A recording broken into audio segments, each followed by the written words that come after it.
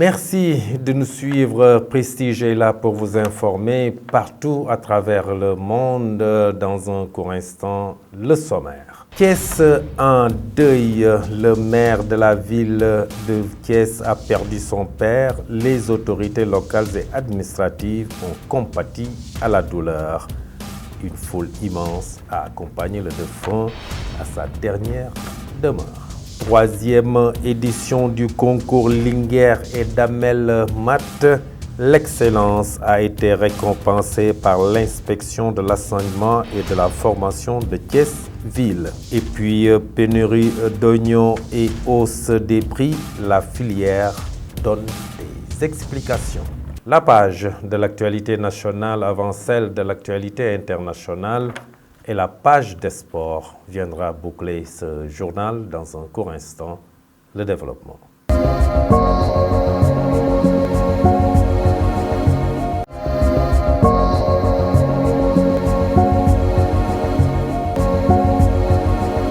Mesdames, mademoiselles, messieurs, bonsoir et bienvenue dans ce journal que nous ouvrons avec cette note de tristesse.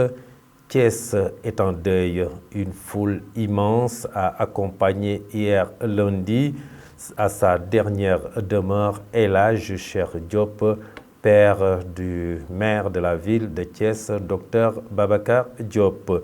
Ce dernier est rappelé à Dieu dimanche à l'hôpital régional Amadou Sakhir Ndiéguène. Après la levée du corps, El Hadji Diop a été inhumé dans son village natal de Baïti, dans la commune de Noto Gouy Diamant. Les maires et des trois communes et les autorités administratives ont compati à la douleur. Maître Ousmane Diagne, maire de la ville de Thiès-Est, a parlé au nom des maires. Je vous propose de l'écouter. Il est au micro de Mohamed Badji Doudou Dieye. li ñu bokk mooy suñu wayjur Alaaji Cheikh Diop mu nekkoon wayjuru suñu xarit suñu doomu ndey suñu camarade docteur Babacar Diop. Nous partageons le même père, Alaaji Cheikh Diop, père de notre ami, frère et camarade docteur Babacar Diop, qui a quitté ce bas monde hier. Il est aujourd'hui inhumé à Baïti. C'est un moment de tristesse, mais aussi un moment de fierté, car les témoignages éloquents sur le défunt, qui était un homme de Dieu, nous réconfortent et nous rassurent. Nous profitons de cette occasion pour remercier tout le monde, tous ceux venus de Thiès, nous accompagner pour présenter leurs sincères condoléances au docteur Babacar Diop, les autorités administratives, religieuses, les autorités politiques, toutes coalitions confondues. Nous aussi, en tant que maire de la commune de Thiès-Est, nous sommes liés avec le docteur Babacar Diop, très liés. C'est une vieille connaissance.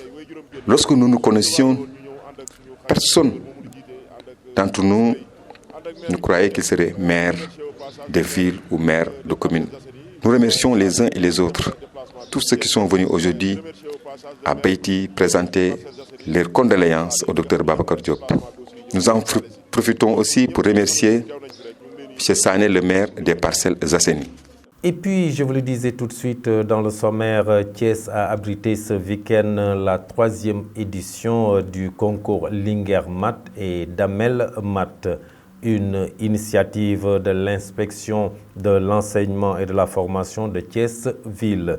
Cette année, la directrice générale des mines, Rosaline Carlos Mbaye, a été choisie comme marraine pour être offerte un exemple de modèle de réussite. Tous les acteurs de l'éducation nationale ont honoré leur présence à cette cérémonie. Au total, 70 élèves ont été primés. L'initiative est de l'IF et l'objectif est de récompenser l'excellence. Arfan Sek et l'IF de Thiès-Ville, je vous propose de le suivre. Il est au micro de Cherfal. C'est une initiative que nous avons lancée pour faire la promotion de la mystique du travail. Notre pays en a besoin, mais surtout pour faire la promotion des mathématiques, des sciences. Ça, ce sont des instructions ministérielles, au-delà des assises présidentielles sur l'éducation.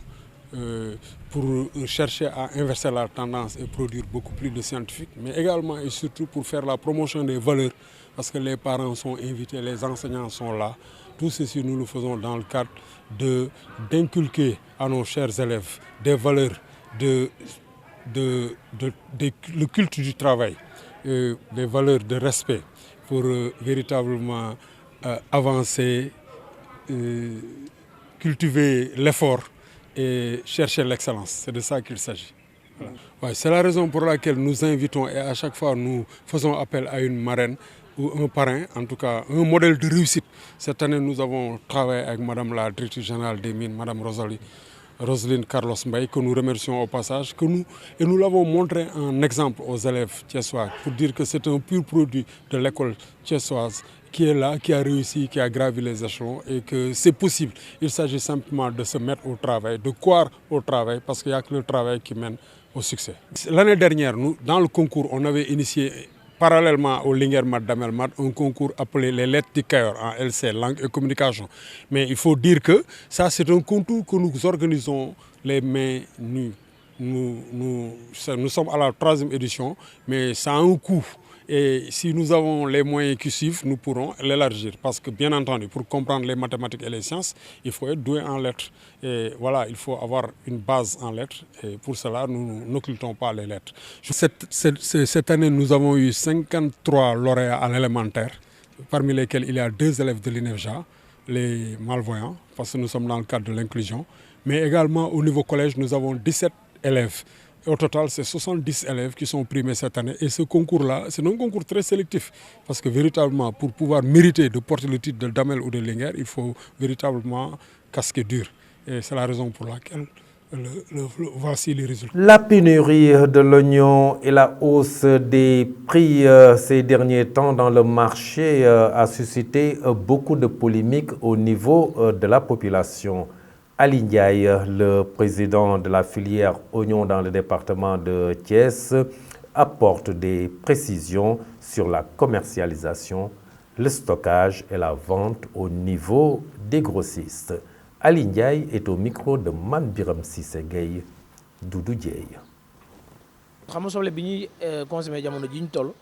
L'oignon que nous consommons actuellement n'est pas de l'oignon local, c'est de l'oignon qu'on a importé depuis l'étranger, des pays comme l'Hollande, Maroc ou ailleurs. Ces pays qui nous vendaient beaucoup d'oignons n'arrivent plus à le faire. Par exemple, ils nous vendaient 6 000 tonnes. Actuellement, ce qu'ils peuvent faire, c'est nous vendre 3 000 tonnes. Maintenant, le prix d'un sac d'oignons ne peut pas être homologué parce que ce produit n'est pas quelque chose qu'on peut garder si ce n'est pas vendu. Si ce n'est pas vendu, ça sera à jeter. Alors, ceux qui ont homologué ce prix savent bel et bien que ce n'est pas possible. Nous l'avons accepté juste pour satisfaire les consommateurs. Et le problème, c'est que si nous ne parvenons pas à vendre ou à écouler la marchandise, c'est que ça sera jeté parce que nous n'avons même pas des endroits où conserver les oignons. Et parlons des endroits où conserver cet oignon. Le président de la République en avait parlé. Le ministre de la Culture aussi en avait parlé. Et le budget qu'ils ont voté à l'Assemblée nationale a été gonflé. Pourquoi ça a été gonflé? Parce que les chambres froides en font partie. Quand tu prends tous les producteurs, ils n'ont pas les moyens suffisants pour pouvoir faire le travail. Ils n'ont même pas l'engrais suffisant pour pouvoir faire tout cela. Et maintenant, cette personne qui a toutes ces difficultés, comment est-ce que tu peux lui fixer des prix sans lui donner même des subventions? L'autre problème, c'est que les commerçants qui l'achètent n'ont même pas d'endroit où stocker les produits. Je suis d'accord quand ils disent que c'est le secteur privé qui doit faire des efforts, mais j'ajoute que le secteur privé a besoin d'être accompagné. Et puis, le programme de modernisation des villes Promoville a organisé ce dimanche passé une randonnée pédestre à travers les rues de Thiès en présence du ministre du Développement communautaire Samba Diouldé Ka. Le thème choisi cette année était « Citoyens de Thiès, engageons-nous pour préserver nos infrastructures ». Les Thiessois ont répondu massivement à l'appel. Dr Pape Amadou Ndiaye, ministre de l'Artisanat, a lancé un plaidoyer pour la construction d'autres infrastructures dans la ville de Thiès. Nous le suivons. Par ma voix, j'exprime la profonde gratitude de l'ensemble de la population thiessoise au président de la République Macky Sall. Et à travers le président de la République, Macky Sall, à monsieur le ministre Samba Ndiobène Ka. Thiès vous dit merci. Thiès vous dit merci parce que les réalisations de Promoville sont des réalisations palpables que tous les Thiessois ont appréciées. Et c'était pour nous donc une occasion. Et c'était cette occasion que nous prenons pour vous dire merci. Merci du fond du cœur. Mais merci aussi à Madame Sow, directeur général de Promoville. Monsieur le ministre, sachez que nous sommes fiers de notre fille qui est ici et de notre petite sœur qui est là. Et tous les Thiessois vous disent merci. Merci pour ces réalisations. Mais, comme toujours, au-delà de ces réalisations, nous demandons encore plus. Nous voulons que, Madame la directrice générale, Monsieur le ministre, que vous continuez à accompagner la ville de Thiès. Beaucoup de choses ont été faites. Je sais qu'il y a eu une discrimination positive, manifeste pour la ville de Thiès. Mais nous en demandons encore plus. Parce que comme nous avons notre fille qui est à la tête, quand même, je pense qu'on peut demander un peu plus pour la ville de Thiès pour continuer cette action. Et j'espère que si on pouvait, au moins, la route qui passe devant l'hôpital Barthélemy, si on avait peut-être un bon pavage pour cette route, ce sera une bonne occasion pour décongestionner la sortie de la ville et aussi améliorer. Donc merci encore une fois, mais je tenais quand même malgré tout ce que vous avez fait, mais on peut demander un peu plus. Merci beaucoup, monsieur le ministre.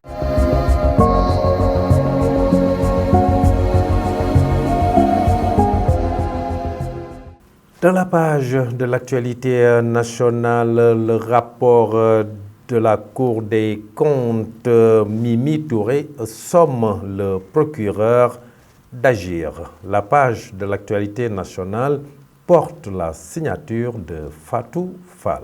Démarrons les actualités nationales avec l'affaire de Amin Ndiaye. Le parquet requiert 2 ans de prison ferme contre les députés du PUR. 2 ans de prison ferme, telle est la peine requise par le représentant du parquet contre les députés du Parti de l'Unité et du Rassemblement PUR, Massata Samb et Mamadou Niang, poursuivis pour coups et blessures volontaires et menaces de mort contre au préjudice de leur collègue Amin Ndiaye de Nibi. Placé sous mandat de dépôt en fin de semaine dernière, le procès s'est ouvert lundi matin devant le tribunal de Dakar. Ensuite, rapport Cour des comptes, Mimi Touré somme le procureur d'agir. Aminata Touré a invité le procureur de la République à s'autosaisir après les nombreuses irrégularités relevées par la Cour des comptes dans la gestion des fonds Covid-19.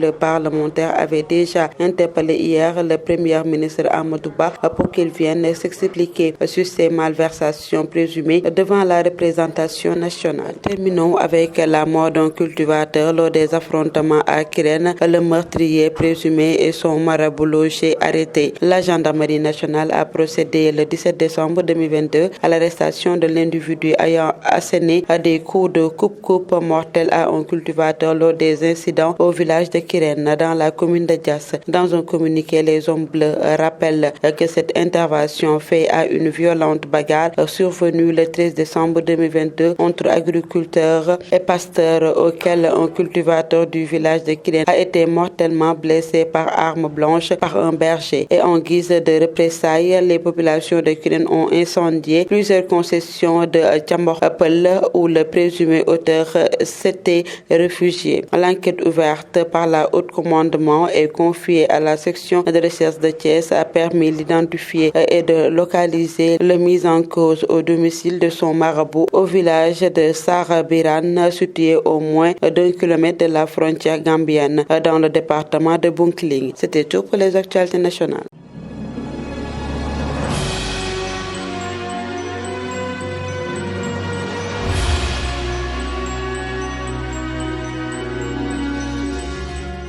Et sur l'international, la RDC demande au Zimbabwe l'extraction du général John Nupi. La page de l'actualité internationale, c'est avec Mamadou Saturne Ndione.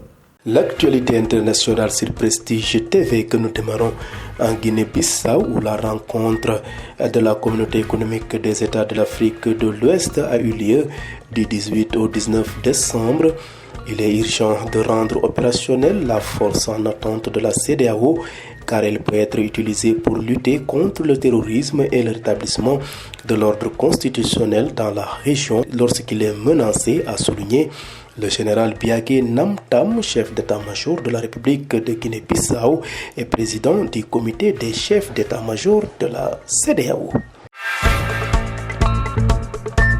En République démocratique du Congo, le général John Numbi, ancien chef de la police et de l'inspection générale des forces armées, est activement recherché par la justice militaire de son pays.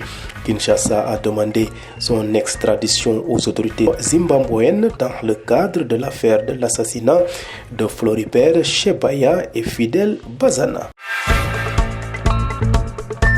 Bouclons ce rapide survol de l'actualité internationale en Tunisie. Après 2 jours de silence, la présidence de la République a commenté dans un communiqué le taux de participation aux législatives de samedi 17 décembre.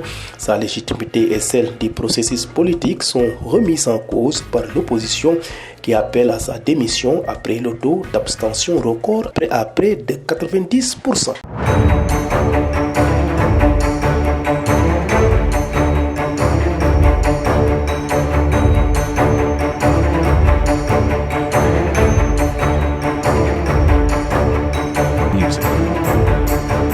Et dans la page de l'actualité sportive, rideau sur Qatar 2022, les champions du monde, l'Argentine est de retour dans son pays. La page de l'actualité sportive porte la signature d'Isaac Dapa.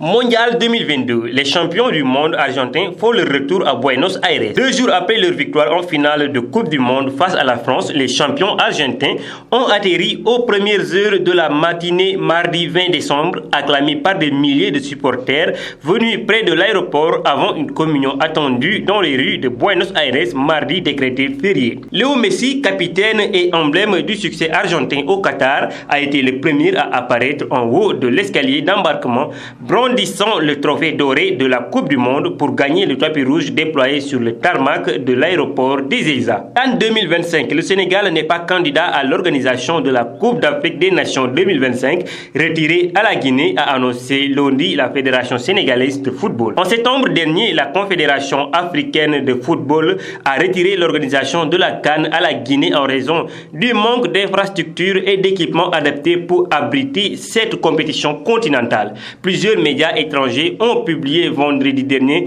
une liste des pays candidats à l'organisation de la compétition dans laquelle figurent le Sénégal, l'Afrique du Sud, l'Algérie, le Zambie, le Maroc et une candidature conjointe du Nigeria et du Bénin. La FSF a sorti un communiqué pour démentir cette information. Elle précise que les autorités sportives du Sénégal se focalisent pour le moment sur la construction et la réhabilitation d'infrastructures sportives à travers le pays afin de pouvoir accueillir dans un futur proche une grande compétition continentale. Et enfin, équipe de France, Benzema dit stop à sa carrière internationale. Karim Benzema a annoncé ce lundi 19 décembre 2022 qu'il prenait sa retraite internationale. Il a fallu attendre le lendemain de la finale perdue par les Bleus et le jour de son anniversaire pour annoncer la nouvelle. En effet, forfait de dernière minute pour disputer la Coupe du Monde 2022 avec l'équipe de France, Karim Benzema a annoncé ce lundi 19 décembre qu'il prenait sa retraite internationale ce 19 décembre.